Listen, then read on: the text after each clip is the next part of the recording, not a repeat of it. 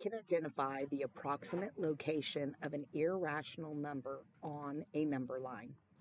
So I'm looking at A, the square root of 57, 7.5498 forever.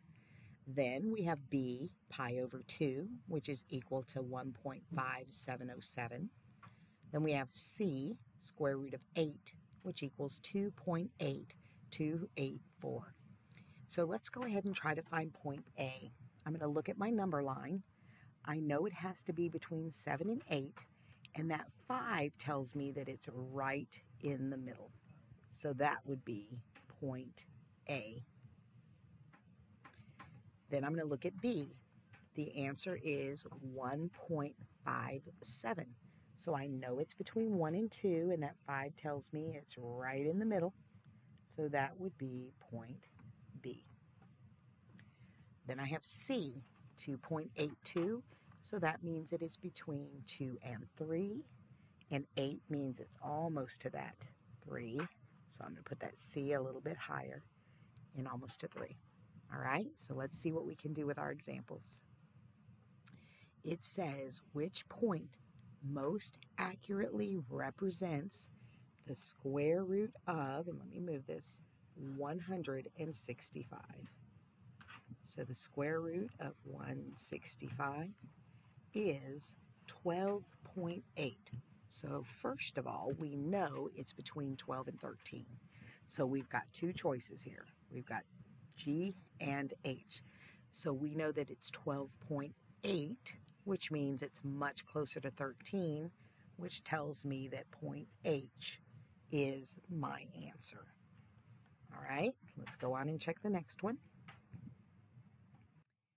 This one has several numbers, and it says which number line shows the following numbers in ascending order. So what I'm going to do first is I'm going to go through and plot as many points as I can. So I can definitely plot that 0.75. Okay, so that is between 0 and 1, and it's probably right in before you get to the 1. So let's see. This one, A might be an answer because it's right there. B might be an answer.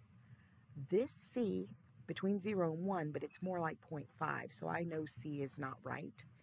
And then also there is nothing that's at 0.75 in D either, because it would have to be almost to the 1, and there's nothing there, so we're going to mark out D. So we're down to 2 possible choices. The next one says 2. Well, A and B both have a point on 2, so that didn't help me. So the next thing I'm going to do is I'm going to put in -2. I'm going to space it, do 3 divided by 4. Then I'm going to add 0. That makes my calculator do the math to give us a decimal. So that's -2.75. So that would be between -2 and -3, but not quite to -3. So A has to be my answer because B is actually on -3. So if you just take your time, you may not even have to go through all the numbers before you're able to find your answer. Let's check the next one. Oh, I guess we're not checking the next one because now Ms. Voss is angry and wants us to stop. Thanks so much.